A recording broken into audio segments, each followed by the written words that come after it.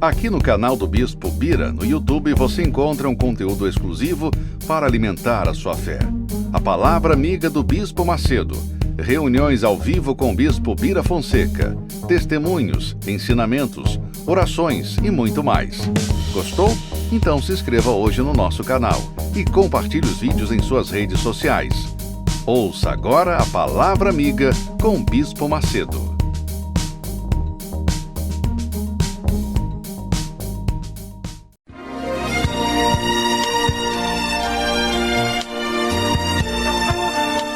No momento em que a humanidade sofre por tanto desamor, pela fome, pelas guerras, os tóxicos alimentando a violência em nossa cidade, esta emissora traz até você momentos de amor, paz e alegria, através de um programa feito com carinho para o seu coração.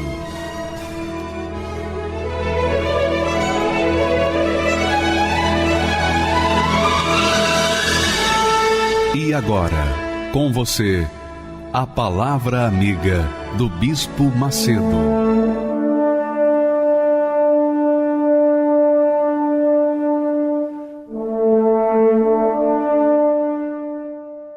Olá, meus amigos, sejam abençoados neste momento.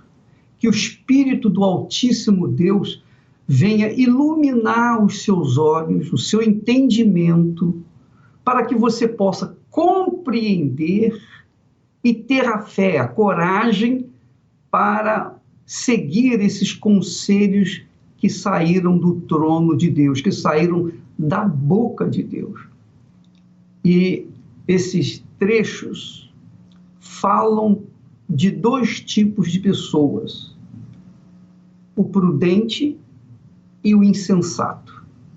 Prudente é aquela pessoa que raciocina, que pensa, que pesa, que avalia, e então toma a sua decisão. Quer dizer, usa a cabeça para tomar as suas decisões, fazer as suas escolhas. O outro tipo de pessoa é o insensato.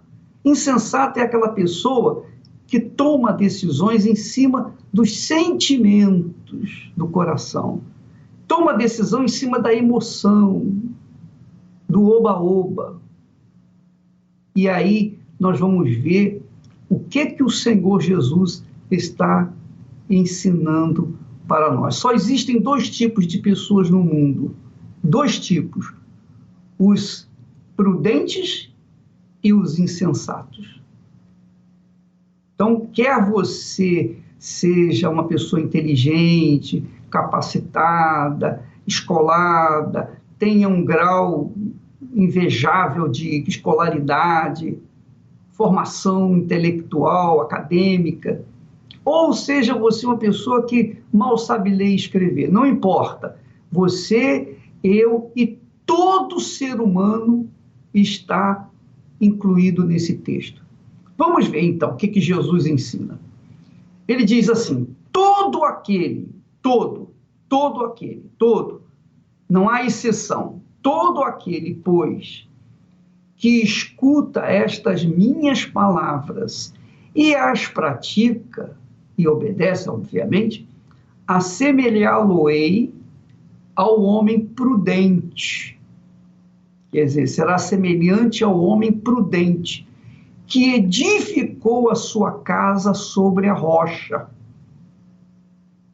E desceu a chuva, e correram os rios, e assopraram ventos, e combateram aquela casa, combateram aquela casa, e não caiu porque estava edificada sobre a rocha. Vamos entender esse texto aí. O primeiro texto que diz respeito aos prudentes, as pessoas que pensam, aqueles que raciocinam. Você sabe que muitas pessoas dizem assim: ah, fulana é sábia, fulano é sábio, prudente. É aquela pessoa que antes de responder, ela pensa, ela pesa, ela avalia. Assim também é o homem prudente, a pessoa prudente, a mulher prudente. Porque aquele que ouve e obedece à palavra de Deus é semelhante à pessoa que construiu a sua casa sobre a rocha. Ora, todo mundo sabe que construir a casa sobre a rocha não é fácil, porque exige um sacrifício. Para você furar a rocha e colocar ali as sapatas, os alicerces da casa, então não é da noite para o dia. Isso leva tempo, gasta tempo. Então, o prudente sabe, ele sabe que fazendo as sapatas ou o fundamento, ou os fundamentos daquela casa, da sua casa, na rocha, a casa não vai cair nunca. Venha a chuva, venha a tempestade, venha o que vier, a casa vai estar firme, porque está alicerçada sobre a rocha. Você que é construtor, você que é pedreiro, você que trabalha, você é ajudante de pedreiro, você sabe. Assim como também qualquer engenheiro sabe disso. Todo ser humano sabe disso. Eu creio. Porque fundamentando a casa, que é a vida, a sua vida, quando nós fundamentamos nossa vida na palavra de Deus e obedecemos, não só tomamos conhecimento, mas nós praticamos, porque também não adianta você conhecer toda a Bíblia e não praticá-la, não obedecê-la. É melhor você conhecer pouco e obedecer esse pouco do que você conhecer tudo e não obedecer nada. Então, o prudente usa a cabeça, ele fundamenta a sua fé na palavra de Deus. Ele não fundamenta a sua fé na palavra do pastor, do bispo, do papa, do padre, da igreja. Não, ele fundamenta a sua vida, a sua casa, sobre a palavra de Deus. Sobre a palavra de Deus. Uma vez fundamentando a sua vida sobre a palavra de Deus, a própria palavra de Deus vai dar assistência, vai fundamentar, vai fortalecer a vida daquela pessoa. Por exemplo, quando a pessoa tem a sua vida alicerçada na palavra de Deus, e vem essa tempestade, e vem essas avalanches de coronavírus, doenças, pragas, mortes, mortandade a 3x2, o mundo inteiro está vivendo essa pandemia. Mas aqueles que têm as suas vidas alicerçadas na palavra de Deus, estes têm certeza de que a palavra de Deus não vai falhar. Esses cruzam os braços, ficam em quarentena, porque é obrigado, eles são obrigados a ficar em quarentena, é uma lei, e esperam. Esperam o quê? Esperam que essas tempestades, essas avalanches, que estão combatendo contra a sua carne, contra a sua vida, contra a sua família, eles vão passar, elas vão passar. Tudo isso vai passar, minha amiga, meu amigo. Você que está me ouvindo nesse momento, que está aterrorizada diante das notícias, mas se você ouve e obedece à palavra de Deus, você tem consciência de que a sua vida está firmada na rocha, na palavra de Deus, e cairão 1000 ao seu lado, 10.000 à sua direita, mas você não vai ser atingido, porque você simplesmente está alicerçado na rocha, que é Jesus Cristo, nosso Senhor. Você está alicerçada na palavra de Deus. Você está sob o abrigo do Altíssimo. E você vai ser guardado. Porque você foi prudente. Porque você ouviu e obedeceu e obedece a palavra de Deus. Agora vamos aos homens insensatos. Todo aquele que ouve estas minhas palavras, Jesus falando agora com respeito aos insensatos. Insensatos são aqueles que não pensam com a mente, pensam com o coração, quer dizer, são os que tomam decisões em cima dos sentimentos. tomam suas decisões em cima do que o coração fala, grita. Então Jesus diz, olha, aquele que ouve a minha palavra, ou as minhas palavras, e não as cumpre, não as obedece, compara-lo-ei ao homem insensato, quer dizer, será comparado ao homem insensato, ao homem sentimental, ao homem cuja fé é uma fé sentimental, uma fé fundamentada na emoção, uma fé fundamentada não na palavra de Deus, não, mas uma fé fundamentada na sua religião, no seu líder religioso, uma fé fundamentada no testemunho de outras pessoas. Isso é fé sentimento, é a fé sensível à voz do coração. Então, esse homem insensato, que não pensa com a cabeça, antes está focado aos seus sentimentos, então edificou a sua casa sobre areia. E quando se edifica sobre areia ou sobre a terra, o que acontece? É mais fácil construir a casa. Tem muitas pessoas que constroem suas casas, eu sei por conta da situação econômica, constroem a casa sobre palafitas, constroem a sua casa sobre areia, sobre a terra, não tem fundamento, não tem rocha, não tem nada a não ser a terra. Só que quando vem a chuva e correm os rios e assopram os ventos e combatem aquela casa, quer dizer, combatem insistentemente, estão batendo, o que acontece? A casa não aguenta. Por quê? Porque ela não tem fundamento, ela não tem estrutura para aguentar os trancos das tempestades. E Jesus disse, caiu, e foi grande a sua queda. Nós vemos aí, nós temos visto, isso todos os anos acontece, em todo o Brasil, no mundo em geral.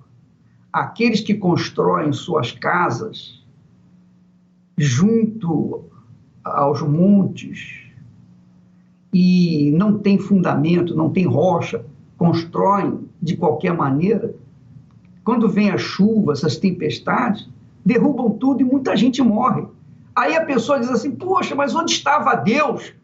Onde é que estava Deus que, poxa, a casa do fulano, as crianças morreram, a família toda morreu, coitada, poxa, e Deus? As pessoas culpam Deus. Não, Deus não tem nada com isso. As chuvas, as tempestades vão sempre vir nesse mundo. Não tem jeito. Quer você goste ou não, quer você creia em Deus ou não, a chuva, a tempestade, os ventos sempre vão bater com ímpeto neste mundo. Em todos os lugares onde eu vivi, onde eu morei, tinha chuvas, tinha tempestades e tinha também dias bons de sol, ensolarados, etc. Porém, quando a pessoa usa o seu sentimento, usa o coração e constrói a casa de qualquer maneira para colocar sua família, ela está fazendo algo contrariando a própria natureza, porque Jesus está ensinando, Jesus está aí dando uma aula de engenharia, engenharia civil. Jesus está ensinando o pedreiro, o carpinteiro, o ajudante de pedreiro, está ensinando ao ser humano que ele não pode construir a sua casa sobre areia. É mais fácil, claro que é mais fácil. É mais rápido. Não gasta muito dinheiro, é verdade, é mais barato. Mas, em compensação, quando vem as chuvas, as tempestades, derrubam. E quem estiver lá dentro vai morrer. Isso é inevitável. Não é culpa do governo, não é culpa de ninguém, é culpa da própria pessoa que tomou essa decisão, que construiu a sua casa sobre areia, porque era mais fácil, mais rápido, barato, e poderia abrigar a sua família. Mas aí está um grande exemplo da fé inteligente e a fé que é natural, aquela fé sensacionalista, aquela fé fanática, aquela fé que envolve a emoção, chamamos de fé emotiva, a fé emocional. Porque quem, por exemplo, nos dias de hoje, de coronavírus, quem está com a sua vida firmada na palavra de Deus, construiu a sua casa, sua vida, sobre a palavra do Senhor Jesus, então na palavra do Senhor Jesus tenha segurança, tenha fé para manter-se de pé. Mas aquele que constrói a sua vida sobre a areia é aquele que constrói a sua vida pautada, alicerçada na religião, na religiosidade, na caridade, pautada numa vida fiel, leal à igreja, à instituição sagrada. Ora, minha amiga, meu amigo, Jesus disse: o homem prudente ouve e pratica a minha palavra. O homem insensato, o homem tolo, ouve, mas não pratica a minha palavra. Então não adianta a pessoa ouvir a palavra de Deus. Se ela ouvir e não obedecer, não adianta nada. É a mesma coisa que o incrédulo, que não crê e não acredita em nada. Agora, a pessoa que ouve e obedece e segue, então esse é prudente, é inteligente, porque estabelece a sua vida sobre a rocha que é o Senhor Jesus Cristo. Você acha que a palavra do Senhor Jesus vai falhar? Jesus disse, através do profeta Isaías, a palavra que sair da minha boca não voltará para mim vazia. Portanto, Deus, na pessoa do Senhor Jesus, empenhou a sua palavra para garantir as suas promessas. Então, quem está com a fé fundamentada na palavra do Senhor Jesus, pode cobrar dele o cumprimento dessa palavra. É ou não é, minha amiga, meu amigo? Essa é a fé da Igreja Universal do Reino de Deus. Então, nesses momentos de pandemia, de coronavírus, do que vier nesse mundo, nós estamos estabelecidos na palavra de Deus. Tudo isso que nós estamos enfrentando vai passar.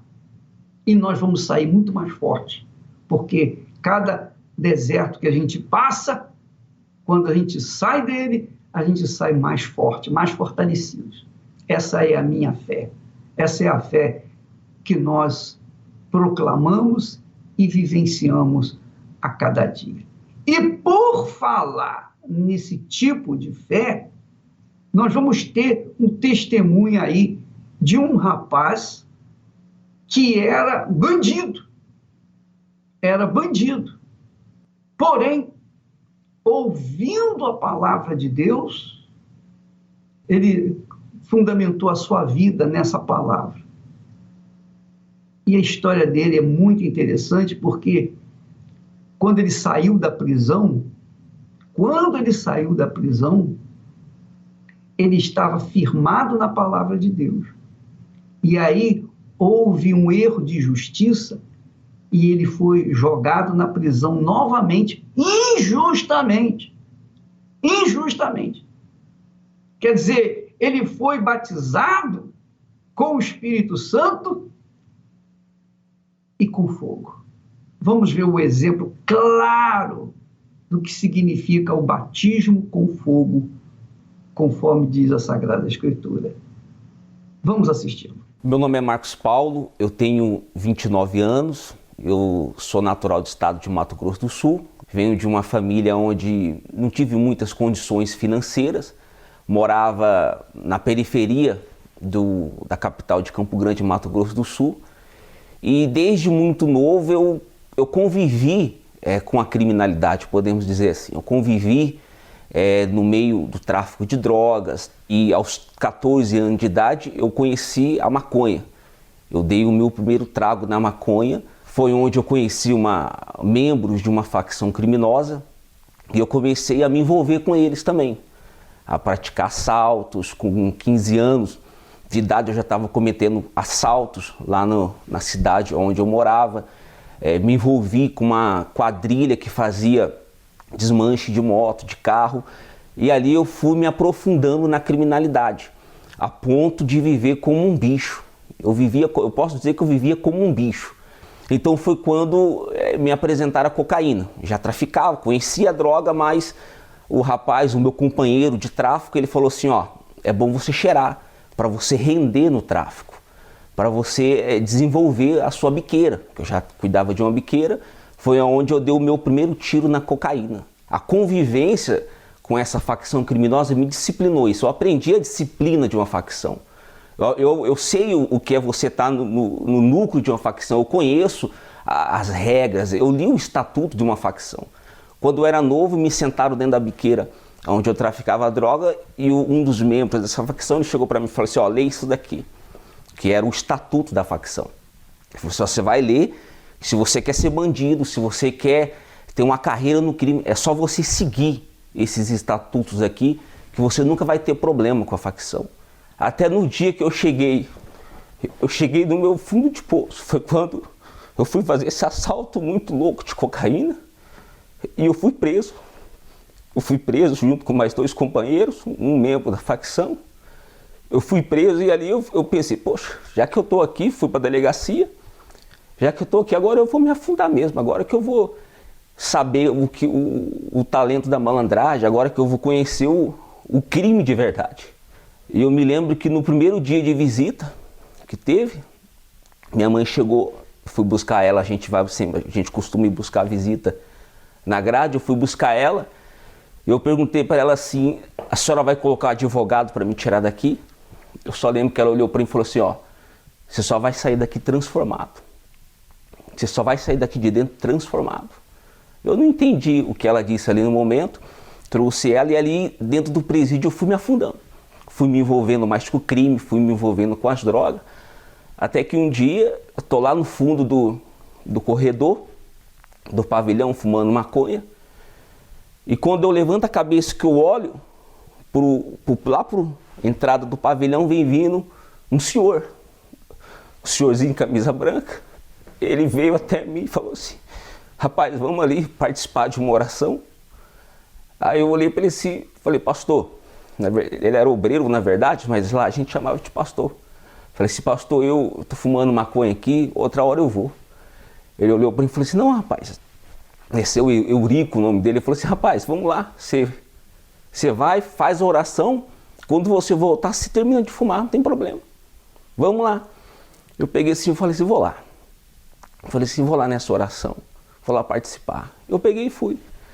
Cheguei lá, tinha um pastor, ele chegou, me apresentou o pastor, que o Marcos, ele veio participar da oração com a gente. Aí ele fez a oração, o pastor pregou, falou que se você quisesse mudar de vida, era só você usar a força que você tinha para o vício, que você usava para fazer o mal, e você pegar essa força e usar para entregar a sua vida para o Senhor Jesus, fazer um voto com Ele de ser fiel, de se afastar do crime, de se afastar das más companhias, de deixar essa vida errada de lado. Essa foi a palavra que ele usou quando acabou, e aquilo ficou dentro de mim. Então ali eu entendi o que eu tinha que fazer. Eu me lembro que nesse dia eu voltei para a cela, eu tinha a minha jega, né, que é a cama, onde a gente dormia, e ali eu ajoelhei. Eu lembro que eu fechei a jega, o keto que eles chamam, que é uma cortina que a gente coloca para ter mais privacidade. Eu fechei aquela cortina ali à noite, e eu dobrei os meus joelhos ali, e eu nunca tinha falado com Deus, orado. E quando eu comecei a falar tudo que eu cometia, todos os erros, eu comecei a falar os crimes que eu cometi, tudo que eu fiz de errado, de cruel na minha vida do crime, eu comecei a confessar para Deus. E eu comecei a pedir perdão. E cada vez que eu ia pedindo perdão pelos erros que eu comecei a falar, em detalhe, ó, meu Deus, me perdoa por ter tentado tirar a vida desse rapaz, me perdoa por ter vendido droga para esse rapaz, me perdoa por ter roubado. Comecei a falar. Então ali eu comecei a sentir uma paz dentro de mim.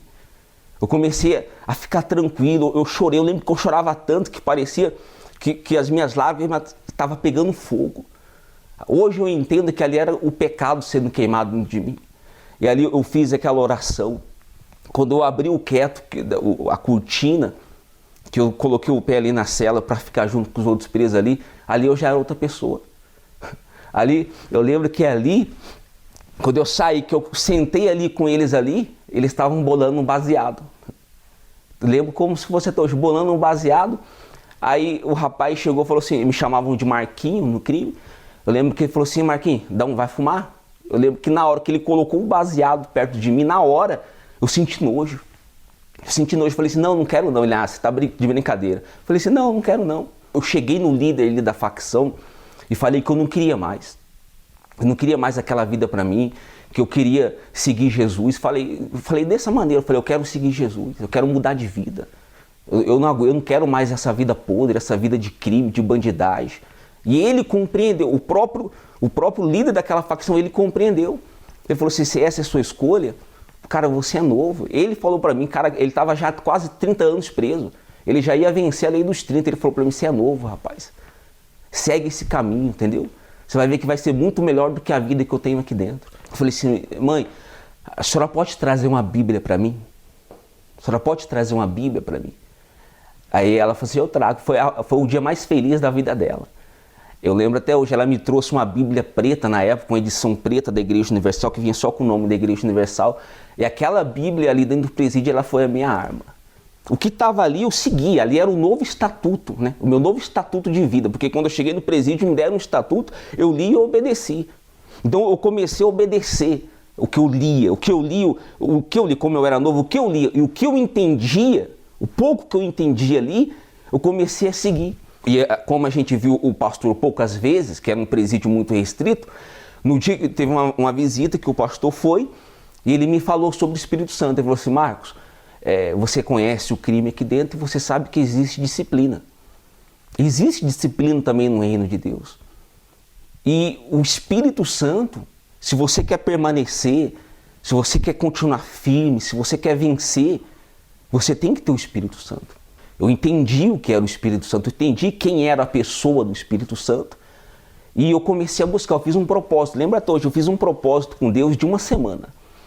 Então o único lugar que eu tinha ali dentro para buscar era o boi que eles falam, né? Era o canto do boi, que era perto da latrina ali. Perto da latrina. Aquele vaso que ele é enterrado no chão. É assim que era o único espaço que eu tinha ali para buscar, porque não tinha como eu ajoelhar em cima dos presos. Os presos dormiam no chão.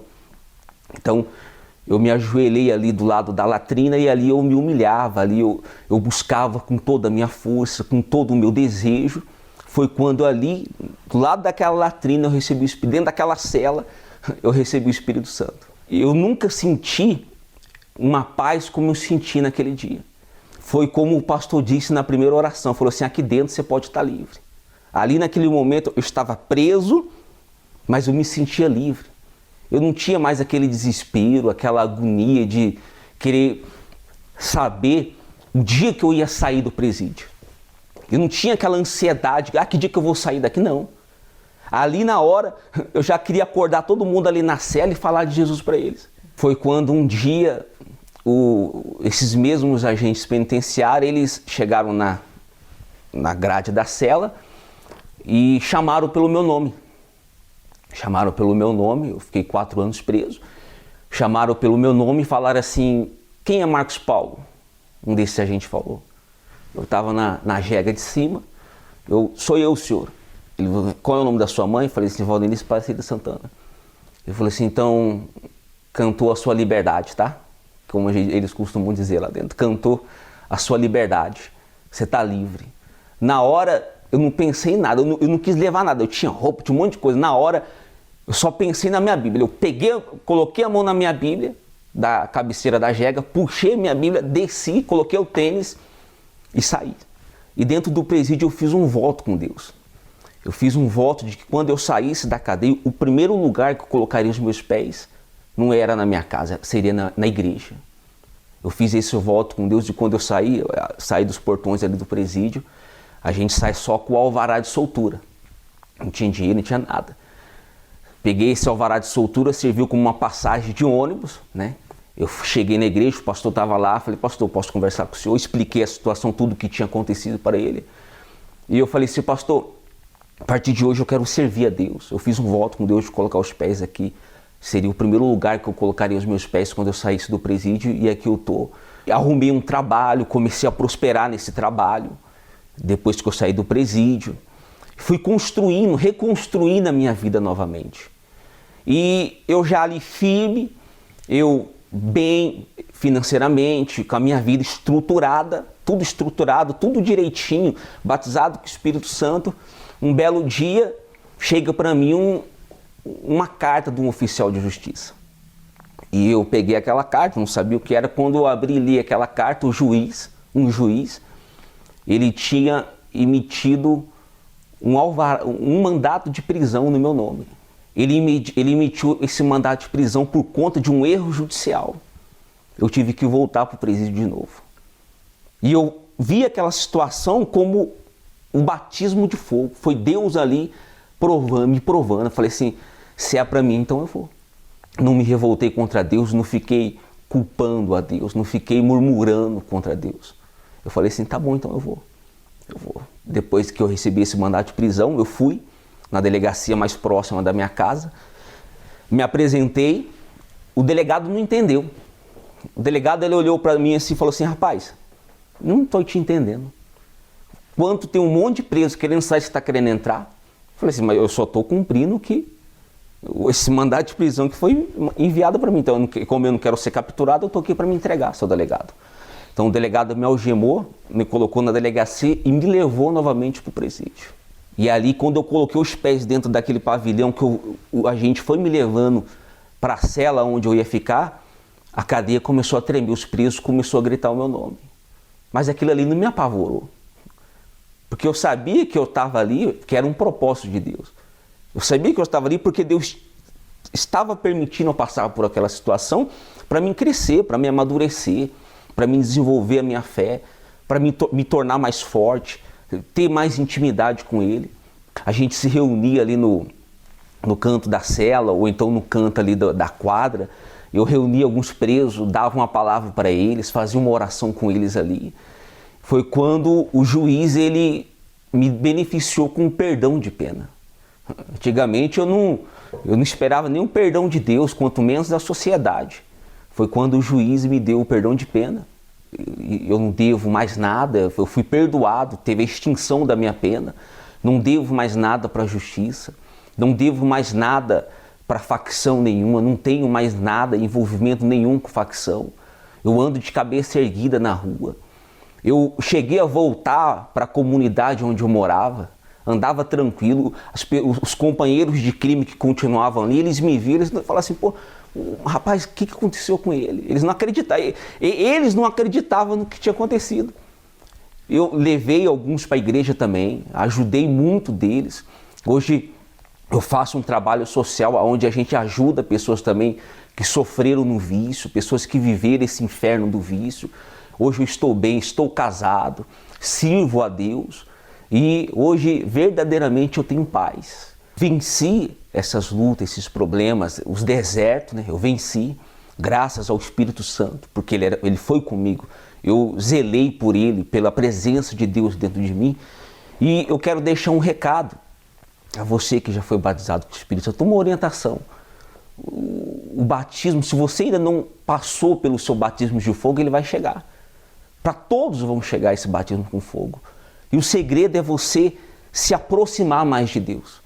O segredo para esse fogo ele não te queimar é você estar mais próximo de Deus. Eu entendi que Deus não permite a gente passar pelos problemas, a gente passar pelos desertos para o nosso mal. É o contrário, é para nos tornar mais forte. É para nos aproximar mais dele. Foi isso que eu aprendi com o meu batismo de fogo. O homem que ouve a palavra de Deus é como aquele que sobre a rocha edificou. Caíram as chuvas e o rio transbordou. transbordou, soprou o vento que enfureceu, mas ele firme sobre a rocha permaneceu.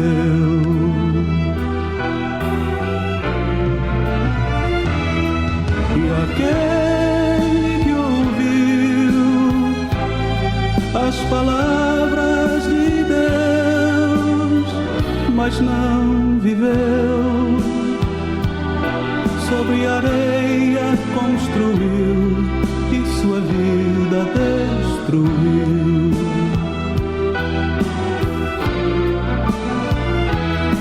E aquele que ouviu as palavras de Deus,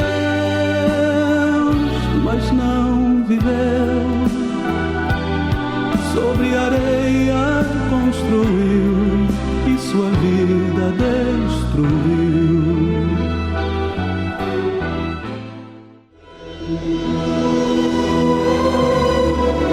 Neste domingo, a Santa Ceia de Páscoa. Iremos celebrar a data que marcou a humanidade, o dia que o nosso Salvador Jesus Cristo ressuscitou. Prepare o pão e uma garrafa de suco de uva e participe da transmissão ao vivo do Santo Culto em sua casa. Neste domingo, às 7 horas, 9h30 e 18 horas, pelo canal 21 CNT, TV Universal, Rede Aleluia, Univer Vídeo e páginas oficiais da Igreja Universal no Facebook, Instagram e YouTube. Pois é, minha amiga e meu amigo, nós vamos ter a Santa Ceia na sua casa, nós vamos estar participando da Santa Ceia dentro da sua casa, aí onde você está, seja na sua casa, seja na prisão, seja no hospital, onde quer que você estiver, você vai poder participar, desde que, antes de você participar, você tenha preparado um cálice com suco de uva e também um pedacinho de pão, para que nós todos participemos da Santa Ceia. E eu estarei também fazendo a Santa Ceia daqui ao vivo com vocês. Estaremos participando com vocês através do Facebook, da minha página do Facebook. Você poderá participar. Agora, eu queria que você também entendesse o seguinte. Quando a gente vai participar da Santa Ceia, especialmente da Santa Ceia da Páscoa, nós temos que entender que quando Jesus disse: quem não comer da minha carne e não beber do meu sangue, tanto a carne como o sangue de Jesus são simbolizados pelo pão e pelo vinho, ou suco de uva. Então, Jesus diz: quem não comer da minha carne e não beber do meu sangue, não tem parte comigo. Não tem parte comigo. O que ele quis dizer com isso? Ele quis dizer o seguinte: no casamento é assim, quando a gente vai para o altar, a gente faz juras de amor um para com o outro, não é verdade? Ó, eu prometo a você te proteger, sustentar na saúde, na doença, na riqueza, na pobreza, etc. Eu serei fiel a você. Então o marido faz isso, o noivo faz isso para com a noiva e a noiva para com o noivo. Então quer dizer, no casamento há participação de ambos no sacrifício de um todo, quer dizer, os dois sacrificam em função do casamento. Isso é que é casamento, isso é que é aliança com Deus. Quando Jesus disse assim: olha, quem não comer da minha carne e não beber do meu sangue não tem parte comigo, ele quer dizer o seguinte: quem participa de mim, quem vai na igreja, faz os seus votos, cumpre os seus votos, mas não sofre pela minha causa, como eu sofri pela sua causa, não tem parte comigo. Quer dizer, não basta que a gente seja fiel na igreja. Muito mais nós temos que ser fiéis ao próprio Senhor Jesus. Ele sofreu por nós. Então nós também sofremos por ele. O que significa isso? Jesus pagou o preço por nós. Mas nós também somos odiados, difamados, perseguidos, injustiçados, como o caso do Marcos, não é isso? Foi injustiçado, foi jogado na cadeia sem qualquer culpa. Ele foi injustiçado, mas nem por isso ele deixou de seguir Jesus, porque na cadeia ele foi um instrumento de Deus para ajudar os outros. Então, sofrer pelo Senhor Jesus, pela causa do Senhor Jesus, é ser coparticipante do sacrifício dele. Quer dizer, assim como ele sofreu por mim, então eu devo entender que eu vou sofrer por causa dele. Se eu não quiser sofrer por causa dele, então eu não tenho parte com ele. Não adianta comer do pão nem beber do cálice, que não vai resolver o problema.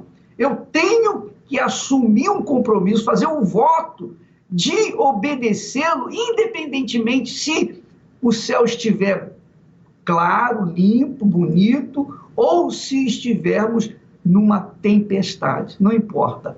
Minha amiga, meu amigo, essa é a mensagem da Santa Ceia. Quem participa da Santa Ceia faz o voto, através do pão e do vinho, de que a partir daquele momento está apto para seguir Jesus, quaisquer que sejam as situações, as circunstâncias. Tá bom? Então, neste domingo, nós vamos ter a Santa Ceia aqui, através da televisão, dentro da sua casa. Eu estarei com vocês aí em casa, tá bom? Vamos seguir agora e ouvir mais um testemunho de uma pessoa que recebeu o Espírito Santo, o Espírito da fé, o Espírito que mantém o servo de Deus firme e forte. Vamos lá. Meu nome é Gisele Assis, né? Tenho 35 anos e vim de uma infância assim boa, né? Minha família, os meus pais sempre me deram muito carinho, muita atenção. Eu, na escola, né, eu conheci uma pessoa e ao observar ela, assim, foi aquela paixão de criança, né? Porque aos 13 anos, assim, eu olhava e eu já comecei a achar que amava. Ele mexia com droga, né? Ele fumava maconha, ele cheirava cocaína. E na época, quando eu conversei com ele, assim, eu olhava, nossa, ele era um homem. Eu tinha 13 e ele tinha 19 anos, né? Indo para 20 anos. Então, para mim, eu olhava e falava, meu Deus, ele é um homem. Então, eu conversava com as minhas amigas assim, como eu faço para chegar até ele, né? Aí uma amiga virou para mim e falou assim, olha, Gisele, você tem que se entregar para ele, né? Porque ele é um homem. Então, assim, se você não se entregar, se você não se lançar para ele não vai chamar, né? Você não vai chamar a atenção dele. E coloquei em prática aquilo que elas tinham me orientado a fazer. Eu me entreguei para ele, né? E aí eu fui me entregando para ele e passado, assim, coisa de 6, 7 meses, eu estava grávida. E aí, nisso que a minha mãe foi descobrir, e aí começou, sabe, as coisas assim, que aí ela começou a me perseguir, querer saber o que eu estava fazendo, aonde eu estava. Até a gente é uma adolescente inconsequente, né, que eu ainda cheguei a falar para minha mãe, você não quer a minha felicidade, né, me deixa. E aí, depois que a minha filha nasceu, a gente foi morar junto. Ela estava com 4 meses. E aí, assim, eu comecei a ver a pessoa nervosa que ele era, né, tudo para ele era motivo de briga.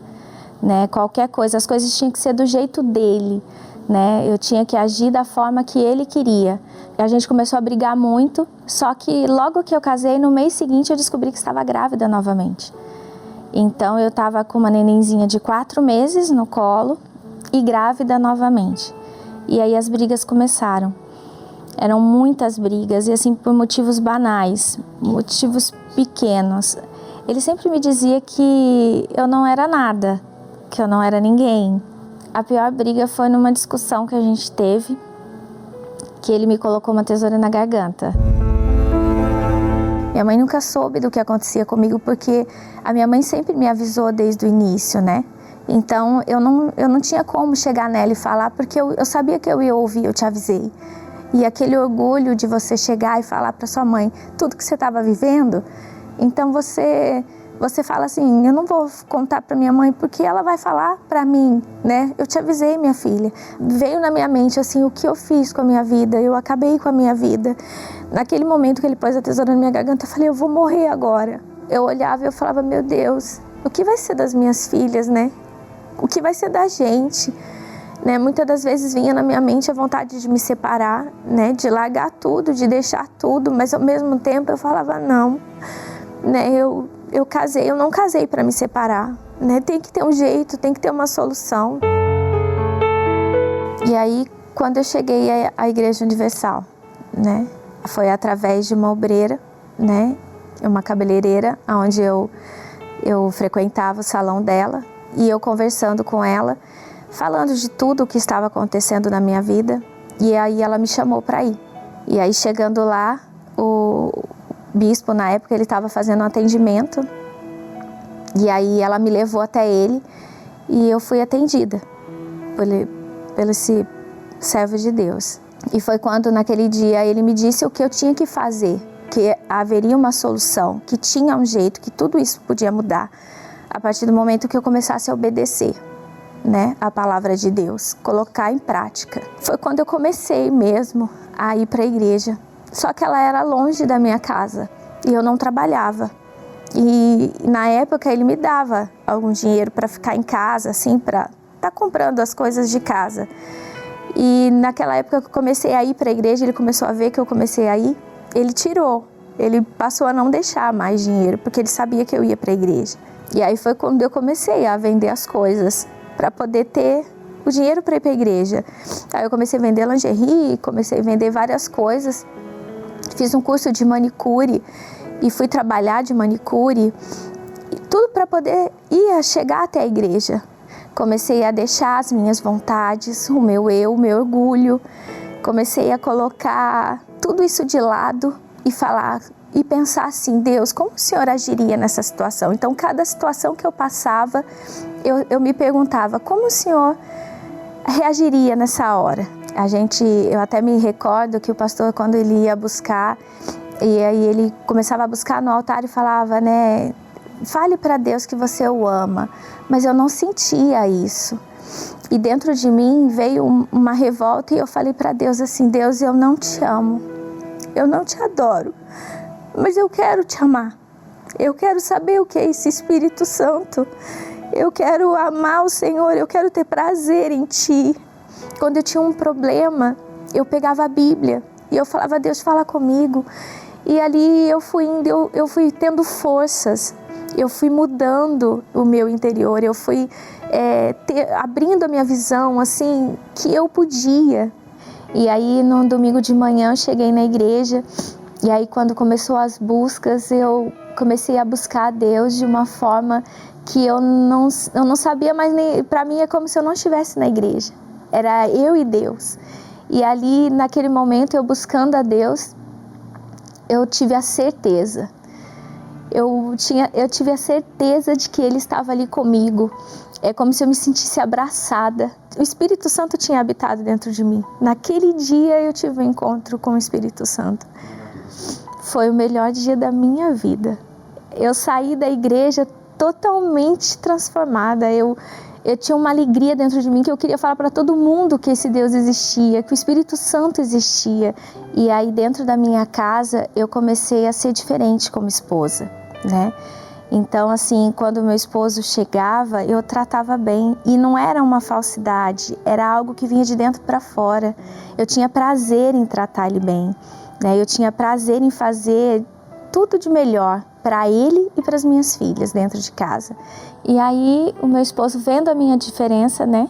Aí ele começou a ir para a igreja comigo.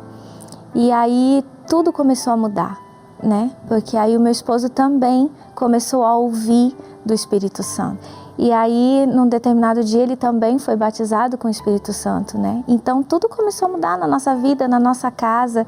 E hoje, aquela palavra que a gente sempre ouve falar na igreja, que eu e a minha casa serviremos ao Senhor, né? Para a gente nunca desistir, isso aconteceu na nossa vida, né? Então, os anos se passaram, as nossas filhas cresceram na presença de Deus e hoje as minhas filhas, né? A minha casa hoje serve a Deus. Hoje todos nós somos obreiros, né? As minhas filhas hoje com 21, 20 anos, né? Hoje eu sou casada, já fez 21 anos que a gente está casado. Hoje a nossa casa é um pedacinho do céu. O Espírito Santo para mim hoje representa tudo. A Gisele não é nada assim, sem o Espírito Santo. Hoje, a profissional que eu sou, a esposa que eu sou, a mulher que eu sou, tudo eu devo ao Espírito Santo. Se eu perder o Espírito Santo, a Gisele não é nada. A Gisele, ela só é o que é, porque ela tem o Espírito Santo hoje. Graças a Deus, mulher sábia, hein? Levou, não só ganhou a si próprio, mas ganhou o seu marido, a família toda. Vamos falar com Deus agora em nome do Senhor Jesus. Elevo os meus olhos para os montes, de onde me virá o socorro. O meu socorro vem do meu Senhor, que criou os céus e a terra.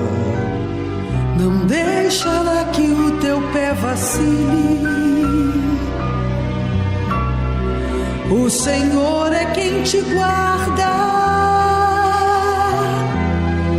Não dormirá o guarda de Israel, pois Ele é o teu socorro. Senhor Jesus, obrigado, porque o Senhor levou sobre si as nossas dores, as nossas iniquidades, enfermidades.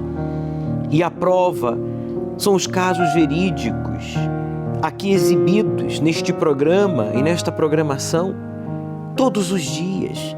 São milhões e milhões e milhões de pessoas que provam, como eu, com as suas vidas, que o Senhor está vivo.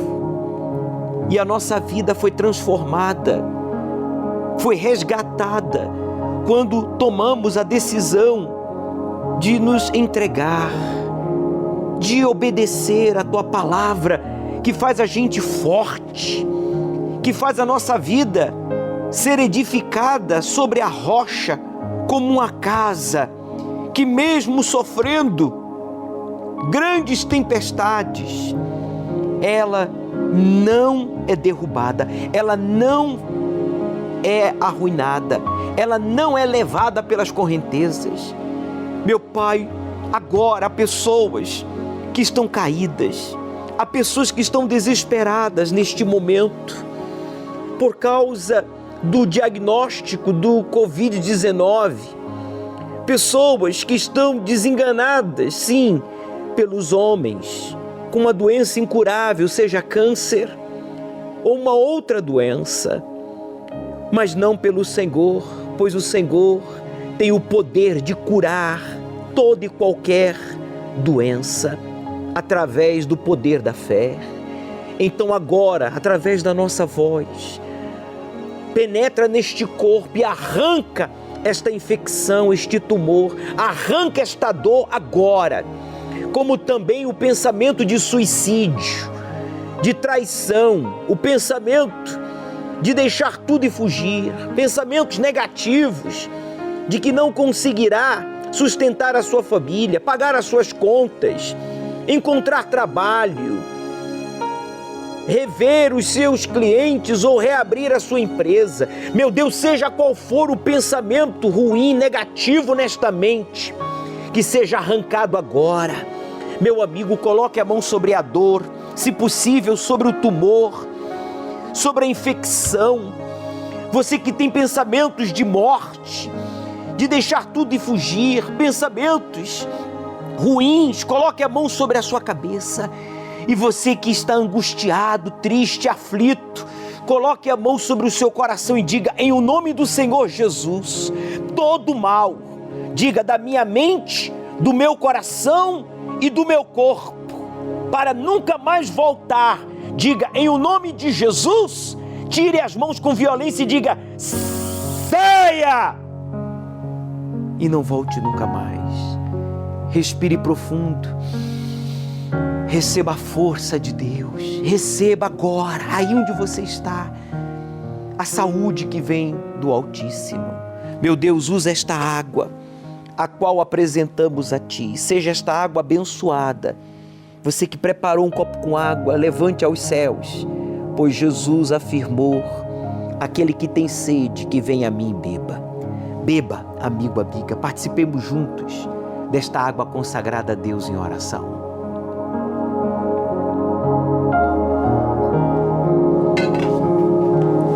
Receba a paz, receba agora força, receba vida, pois o Espírito Santo livrou você da morte, para que você pudesse entregar a sua vida a Ele, meu amigo, minha amiga.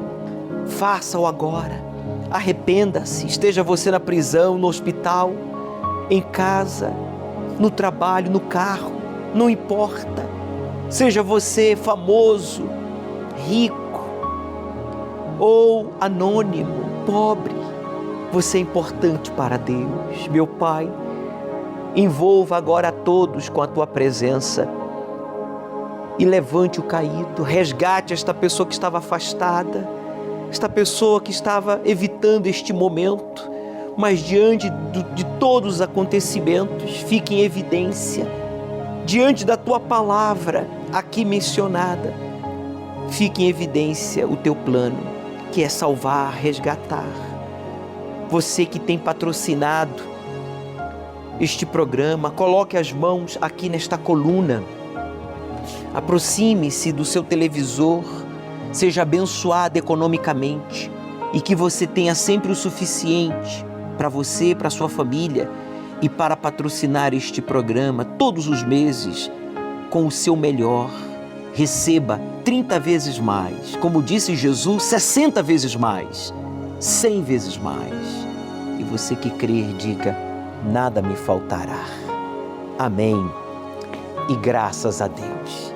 Graças a Deus, meu amigo. Ele ouviu e respondeu a nossa oração. Agora, com a bênção, com a força que vem dele, você vai fazer o que você sabe que você tem que fazer. Seja se batizar nas águas, perdoar quem lhe ofendeu, evitar lugares e pessoas que induzem você ao erro e, claro, meditar na sua palavra, orar todos os dias e nessa pandemia, nesta quarentena, fazer o jejum de Daniel pelo batismo, o avivamento pelo Espírito Santo. O Senhor é quem te guarda, é a tua sombra direita. Ele guarda a tua alma, te protege contra o mal. Ele guarda a tua entrada e a tua saída, desde agora e para sempre. O Senhor é quem te guarda, é a tua sombra direita. Ele guarda a tua alma. Nós estamos nos preparando para esta sexta-feira da Paixão, por isso já tenho aqui o suco de uva e o pão. Prepare aí você também na sua casa, porque ambos elementos serão consagrados a Deus e você será instruído como fazer uso deste suco de uva, símbolo do sangue do Senhor Jesus, para ungir as portas da sua casa, para que haja proteção sobre você e sobre os seus familiares. E domingo, como foi mencionado, estaremos participando da Santa Ceia. Não esqueça, Deus começará a parte dele quando você terminar a sua. O Senhor é quem te guarda, é a tua sombra direita. Ele guarda a tua alma, te protege contra o mal. Ele guarda a tua entrada e a tua saída, desde agora e para sempre.